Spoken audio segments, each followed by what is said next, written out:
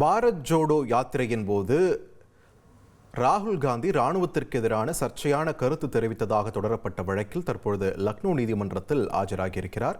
கூடுதல் விவரங்களை எமது செய்தியாளர் பாரதிராஜா வழங்க கேட்கலாம். பாரதிராஜா, வணக்கம். இந்த வழக்கின் முழு பின்னணி என்ன, விரிவாக பதிவு பண்ணுங்க. கண்டிப்பாக 2022ஆம் ஆண்டு நடைபெற்ற பாரத் ஜோடோ யாத்ராவின் போது, அதாவது அந்த நேரத்தில் ராகுல் காந்தி அவர்கள் இந்தியா முழுவதும் ஒற்றுமை பேரணி பாரத் ஜோடோ என்ற பெயரில் நடத்தினார் என்பது குறிப்பிடத்தக்கது. தமிழகத்தில் தொடங்கி காஷ்மீர் வரை அந்த சுற்றுப்பயணம் மேற்கொண்டார். அப்போது ராணுவம் குறித்து சர்ச்சைக்குரிய விதமாக கருத்து தெரிவித்திருந்தார்.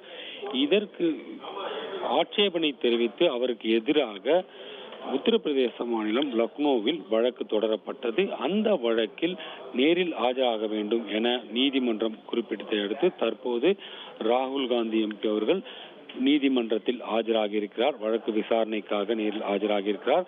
அவர் ஆஜராவது தெரிந்து அங்கு ஏராளமான காங்கிரஸ் தொண்டர்கள் குவிந்துள்ளார்கள். ஏற்கனவே அவரது வருகை அறிந்து அங்கு ஏராளமான தொண்டர்கள் குவிவார்கள் என்பது போலீசாரால் கணிக்கப்பட்டு முன்னெச்சரிக்கை நடவடிக்கைகள் அனைத்தும் மேற்கொள்ளப்பட்டு முழுமையான பாதுகாப்பு வலயத்திற்குள் தற்போது நீதிமன்றம் கொண்டு வரப்பட்டிருந்தாலும் கூட இந்த வழக்கின் விசாரணையானது ஏற்கனவே இந்த வழக்கில் பல்வேறு சர்ச்சைகள் எழுந்தது. ராணுவம் குறித்த அவர் பேசிய அந்த சர்ச்சையான பேச்சு தற்போது வரை தொடர்ந்து வருகிறது.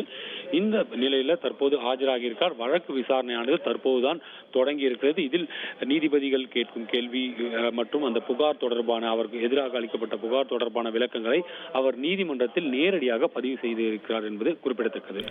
நன்றி பாரதிராஜா, உங்கள் விரிவான தகவல்களுக்கு.